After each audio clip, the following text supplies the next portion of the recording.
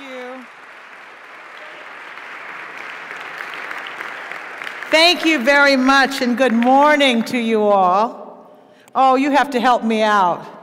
If I say good morning, oh, thank you. Praise the Lord. Praise the Lord. Good morning. I am delighted to be with you here in this beautiful campus, in this beautiful school. I was here before many years ago, and it's good to be back. I am really proud to be here because to hear about Ashley and all of your accomplishments, I am inspired that you are an amazing woman and have many things to do. So it's an honor to be here when your school recognizes you. Let's give Ashley another big hand.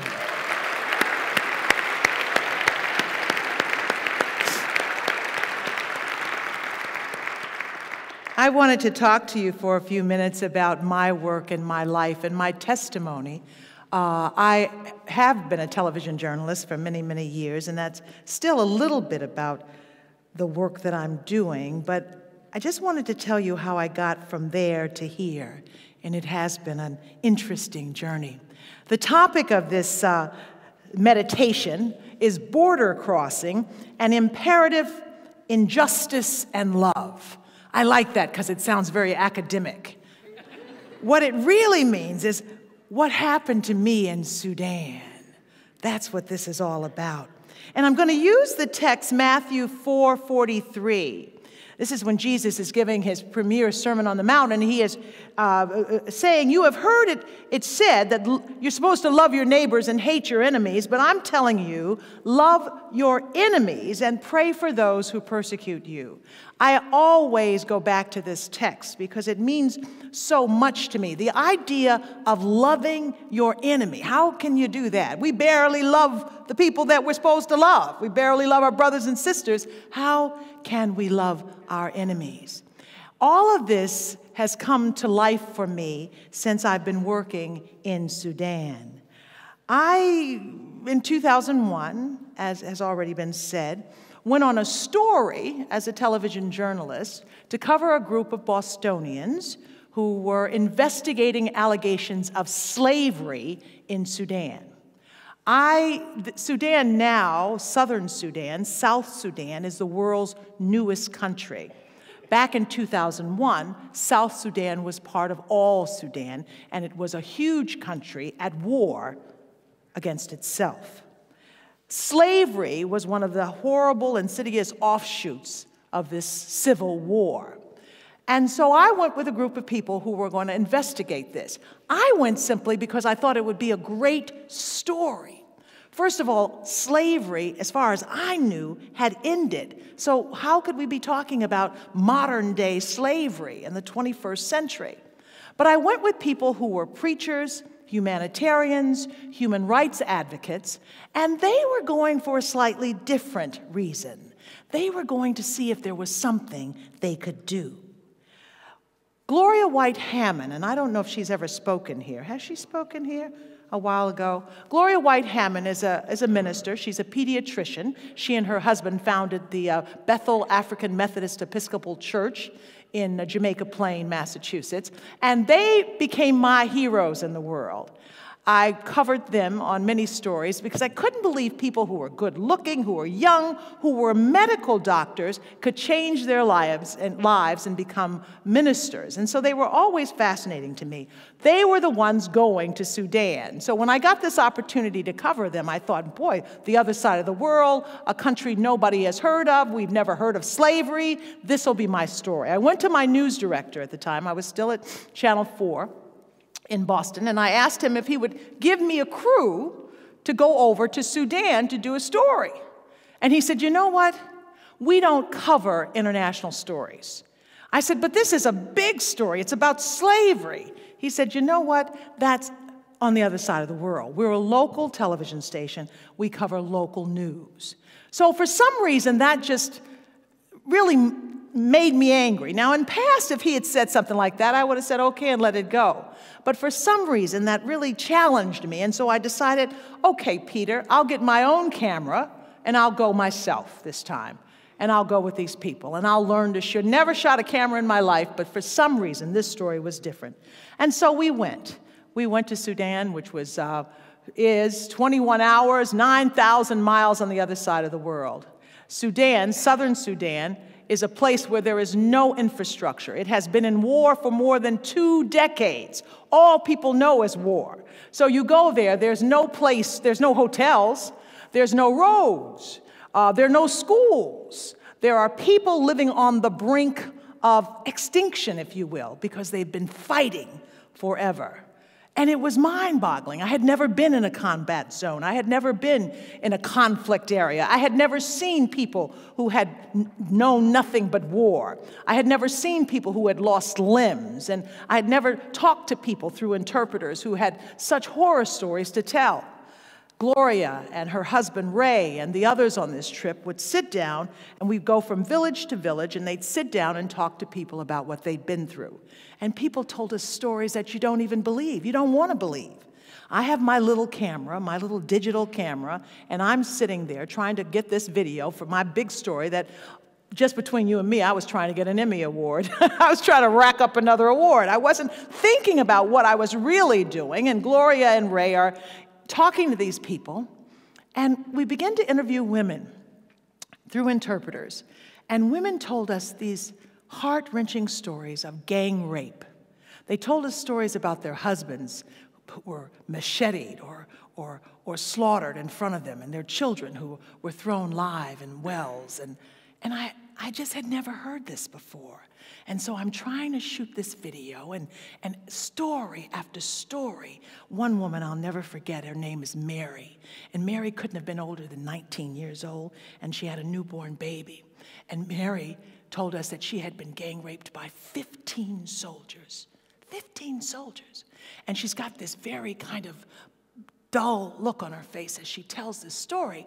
I'm crying, because I've never seen a woman who's been raped so viciously.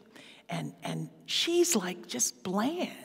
And I wondered, why is there no emotion? It was only later that I was told that people who go through these kinds of traumas can be so disassociated. That's how you survive.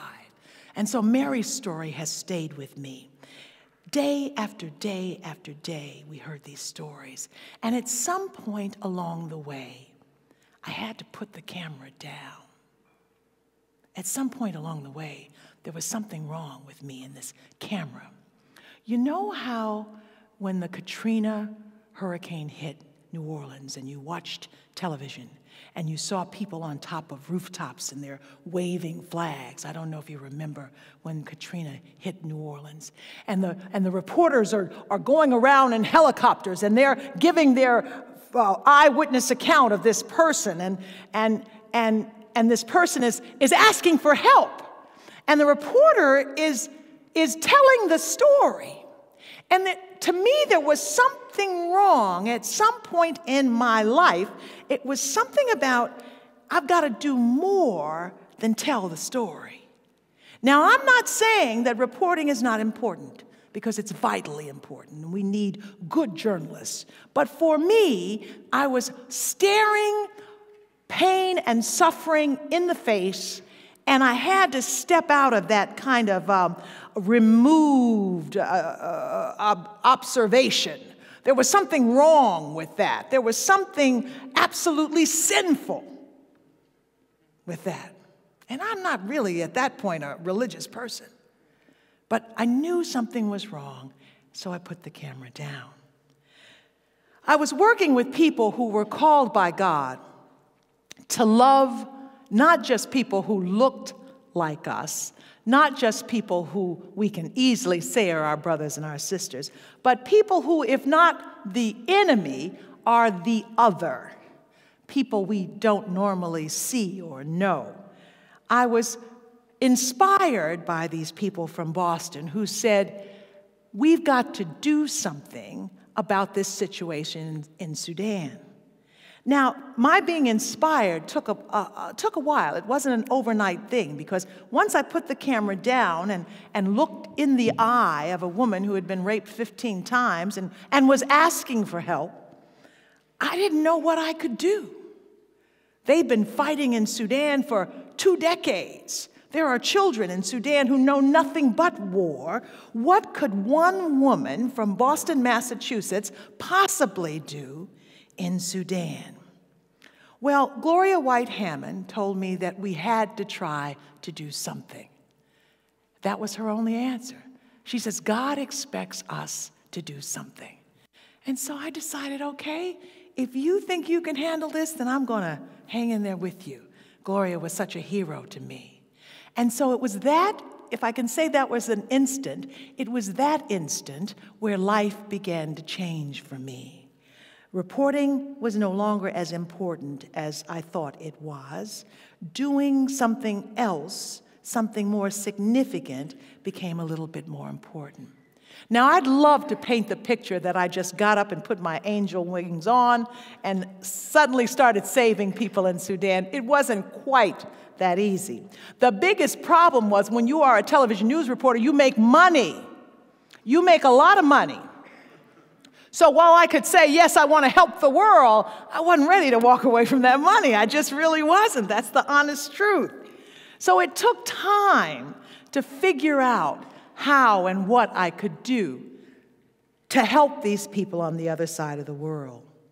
But Gloria kept wanting to go back to Sudan. So we came back to Boston that summer of 2001, and I had this report I put together, still working at Channel 4, and I said, Peter, you've got to put this report on television. You have got to put this story on. And Peter said, you know what, you shot your own video. I said, Peter, you wouldn't give me a crew. He said, you shot your own video. I'm not sure it's good, but if it looks good, maybe I'll put it on.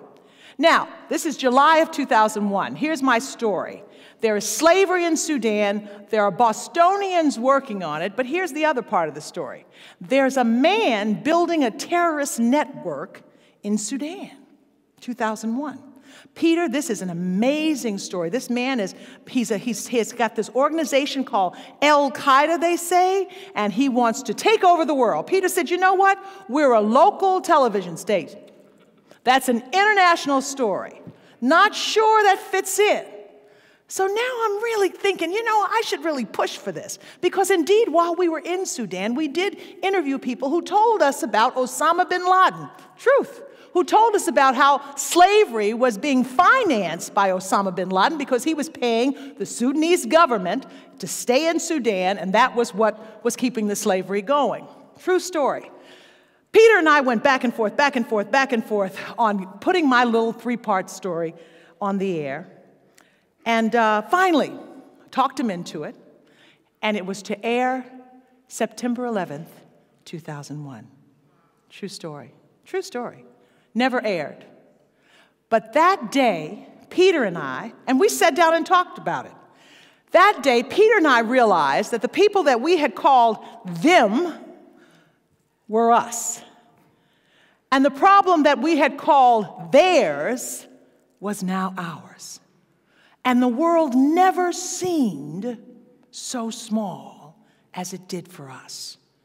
And that was a very amazing and awful and unprecedented affirmation that I was to do something different. That was just the way I looked at it. There were all other reasons that happened, and I'm not trying to personalize such a tragedy, but that's how I looked at it. So Gloria and I kept traveling back to Sudan, back and forth, asking the people what we could do. And they told us they wanted to end the war. They wanted to end all of the marginalization and the oppression. They wanted to have economic stability. This is in the southern part of the country. And most importantly, they wanted their children educated. Girls had never been educated in Sudan. In southern Sudan, less than 1% of women have been formally educated to the 8th grade. And so Gloria, who now is still my hero, says, we can build a school. Now, I'll visit with you back and forth, but build a school in Sudan? How could we possibly build a school on the other side of the world? But Gloria said God has called us to do this. And I'm beginning to wonder about this God that keeps calling Gloria. Because I don't feel like he's calling me, because I got a job. But Gloria felt that God was calling us both. And she was such a hero to me that I followed her. And so over the next 8 years, from 2001 to 2008, next 7 years, Gloria and I and a group of wonderful other wonderful people from the Boston area built a school in Sudan. Absolutely.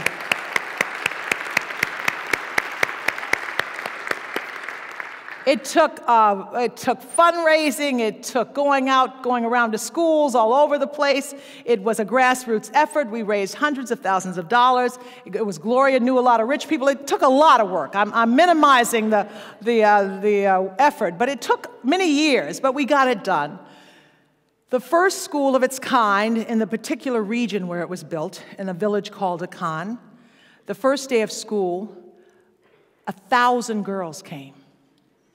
Many girls walked hours from other villages, so excited about the potential of education.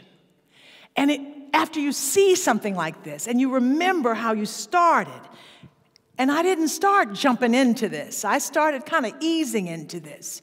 And then you see the difference that you can make. And I'm leaving a lot out of the story, but I just want you to know that we got from this notion of reporting on something to this ideal of actually doing something. And it was the transformative experience of my life. There was no money attached to it. There was no glory attached to it. Going to Sudan is really difficult because, as I said, no infrastructure. You have to take your tent with you. You take your water with you. You take your food with you. It's a rough and scary place, especially in this conflict. But we did it because God had called us to do it. Let's fast forward. It's now 2013. I have moved on. We got our school up. Our school was running. Our goal was to make this community self-sufficient so that it could take care of the school, and that's sort of happening. But the situation in Sudan is still very tenuous and very shaky, and there's still tribal conflicts and still all kinds of other issues. And so we're not sure what's going to happen with our school. But what I learned is you first have to cross some borders to get things done. First, you have to cross the border of your own expectation. I thought television news was what I was going to do all my life. Oh my goodness, I wanted television news. Now, I know you young people are in school to make a difference in the world. I went to school so I could get a job so I could make money. That's what I thought school was about. And when I got a job in television news, that was it. That was the best job you could have. You were on TV, you got to interview important people, you got good seats in restaurants. What more could you want? I didn't have any big vision. I had no big purpose. That was what I wanted to do. So the idea of crossing that border, the idea of stepping out of something that's very comfortable was very difficult for me. It was really hard. But when you see the faces of children who now are going to be educated for the first time in the history of their people, how big is that? And no one will have to know. It doesn't matter that that's not recorded on television. When a woman is educated, she can then fight back. She doesn't have to be a rape victim. She doesn't have to be a victim of violence. Very difficult. Most people want to be educated because they want to be free.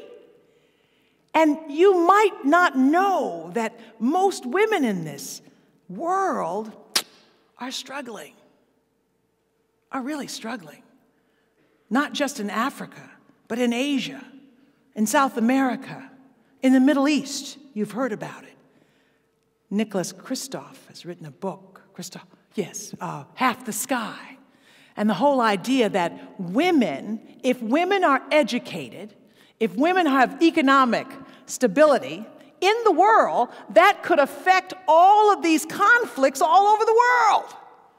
Because most of the conflicts are being fought on the backs of women. We are the victims in most of these issues, when you really get down to the bottom line, people don't want to change for religious reasons or cultural reasons, and the change is usually targeted for women. And so being a part of that became the biggest thing in my life. Right now, I'm a little concerned about the things in Sudan. The situation there, as I said, is still tenuous. Girls are still being educated quite slowly. Many continue to drop out of school and revert back to their tradition of marrying early. Sudan's challenges, while not intractable, will take generations to unravel. We wanted to go there and make a huge difference, but we realize now that our school could be bombed. The village where we worked and lived for 11 years back and forth between Boston and Sudan could be destroyed. There's a sad feeling to think that people who are struggling so hard to make it could be destroyed by some other greedy despot's whim. But that is the situation in Sudan. But I've had to struggle with that, not because of my own selfishness, and that's part of it, but because of my friends there. But there's peace that I have to find in the fact that we tried to do something. Liberation theologist Oscar Romero once wrote, "We cannot do everything, and there is a sense of liberation in realizing that. This enables us to do something and to do it very well. It may be incomplete, but it is a beginning, a step along the way, an opportunity for the Lord's grace to enter and do the rest." That's been a tough lesson for me, and that's been a border that I've had to cross. You know, Americans are very arrogant out in the world. We think that we can go in and with a gun or with an idea or with new technology improve everything, and we don't really step in close enough to realize who our neighbor really is. There was a situation in Sudan about the 4th or 5th trip when Gloria and I flew over. You have to fly from here to, well, different ways, but we went through London, and then from London to Nairobi, Kenya, and then we caught a charter plane and went in with some other workers into the bush where our village is. And when we got into Nairobi, Kenya, we discovered we had lost all our luggage. Now, this was one of those situations where you've traveled 20 miles. Everything that you need is in that bag, your tent, your food, everything you need. And so we're in Nairobi, and Gloria's saying, "Oh, what are we going to do?" And I'm thinking, well, let's just go back. It's pretty simple to me. Just go back to Boston. I don't have my food. I don't have my iPod. Let's go back. Gloria said, "Well, we can't go back. We've gone too far." And so we went into Nairobi, and we bought a few things, some T-shirts and some water and some snacks or whatever. And we go on into the village. The word had spread to the village that we had lost our luggage, because now we've been traveling for several years to this village, and by now our friendship has developed, our relationship has developed. And I have to tell you, the Sudanese people are the most beautiful there. I don't know if you know anybody from Sudan, but they're beautiful, black, tall, elegant people. Now, this is southern Sudan. They are Christian in South Sudan, and they are also all kinds of indigenous tribal beliefs, animist beliefs, and so it's a mixture of what they believe.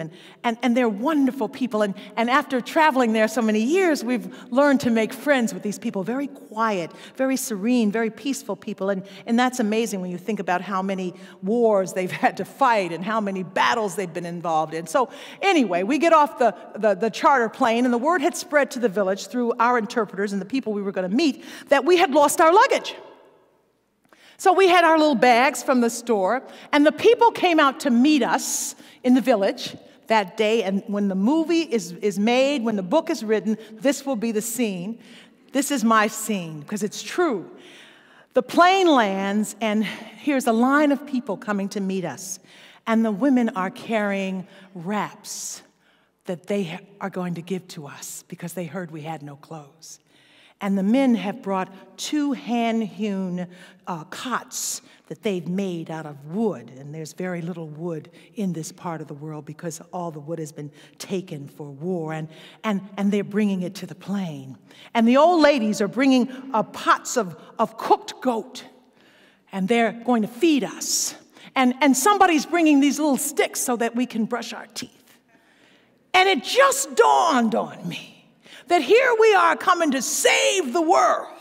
And the world saves us.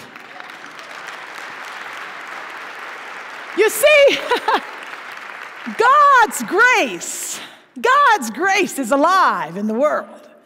God's grace is here in the midst of mayhem, in the midst of chaos. God's grace is there. And there's a sense of spiritual reciprocity, if you will.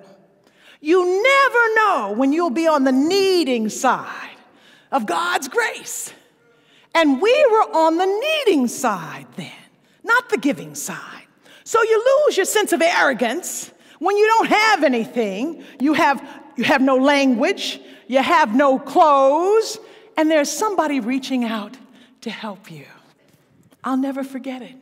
I'll never forget it. I discovered grace in the middle of the bush on the other side of the world where people have nothing. And so the greatest border I think we all have to cross is the one that keeps us from getting out of our comfort zones.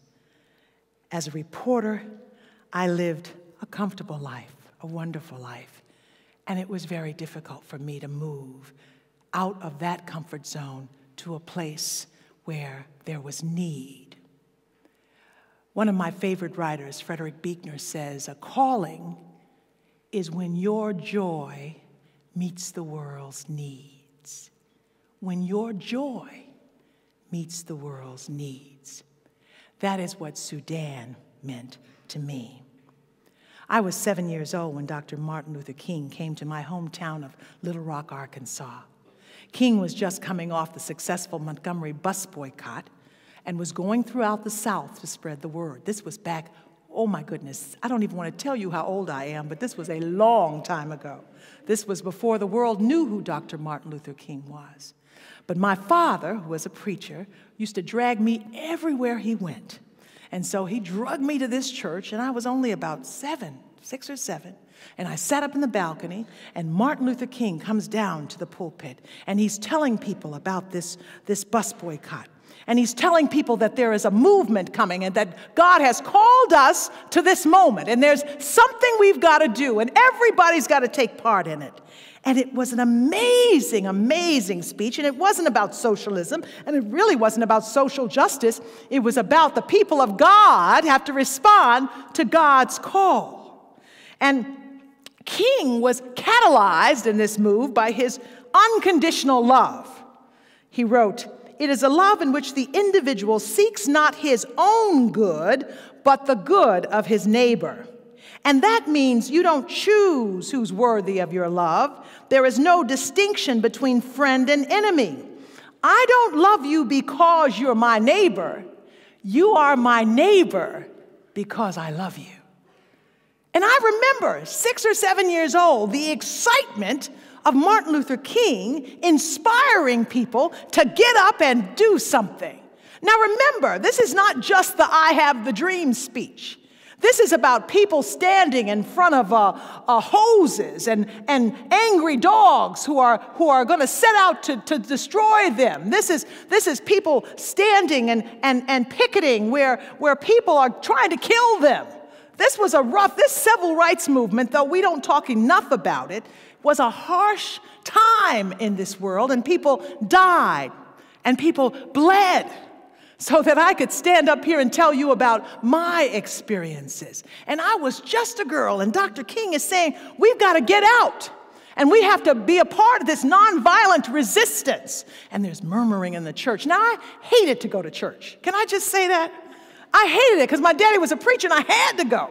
And I had to sit on the front row, and I couldn't move. And who was this God who was always making me be quiet? I didn't want to be a part of that, but that's what my daddy said. But here was the church that I hated suddenly coming alive because there was something to do right now in the world.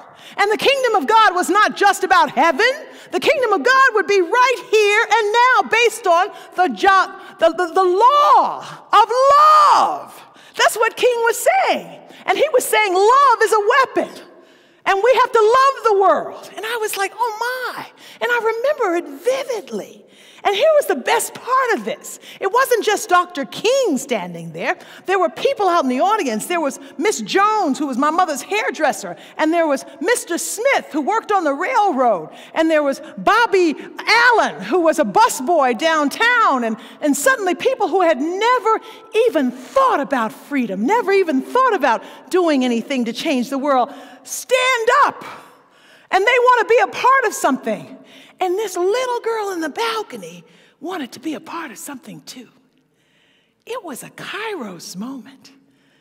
Now, kairos, as you know, is a Greek term that means opportune moment, a time of amazing peril and a time of great possibility. That's what was going on in Little Rock, Arkansas back in the 50s.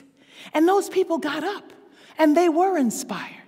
And they were inspired by love. Imagine that. Inspired by love. And people say, well, that was just a moment and it didn't mean anything. But you know, when the Berlin Wall came down, they sang, "We shall overcome." And in Tiananmen Square, when the Chinese students were fighting the communist government, one had a T-shirt emblazed with "We shall overcome." And in Poland, when Lech Walesa led the workers to revolt against the government for inequity, they were singing, "We shall overcome." And so don't think that Dr. King was just a moment down south. No, Dr. King was a part of a movement that changed the world. And it was all based on God's love. And you see, here's the best part. It worked. It absolutely worked. But then I went to college. I wanted to make some money. I got a job in television news, and I forgot about all of that. And it was only many, many years later when I was surprised by what I saw on the other side of the world that I decided there was something I could do.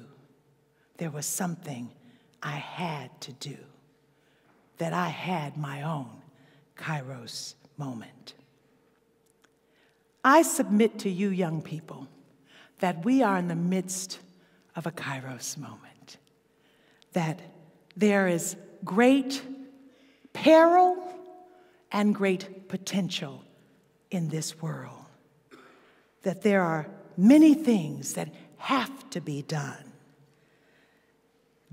Abraham Joshua Heschel said, "We are living in a time when every minute of our civilization is packed with tension like the interlude between thunder and lightning. Electricity is in the air."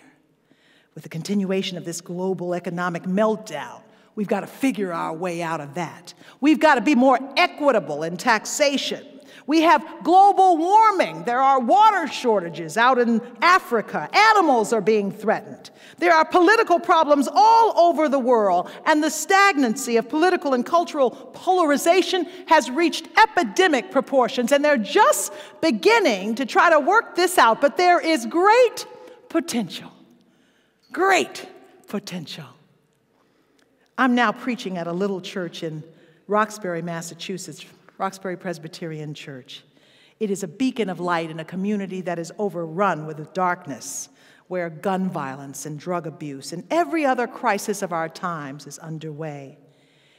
And the people at this little church have been trying all their lives to make a difference. They are weary, but they keep on trying. So I want you to know that this is your moment. Everybody doesn't have to go to Sudan, but everybody has to do something. You have to do something. That is what God expects of you. God bless you and thank you. You're dismissed.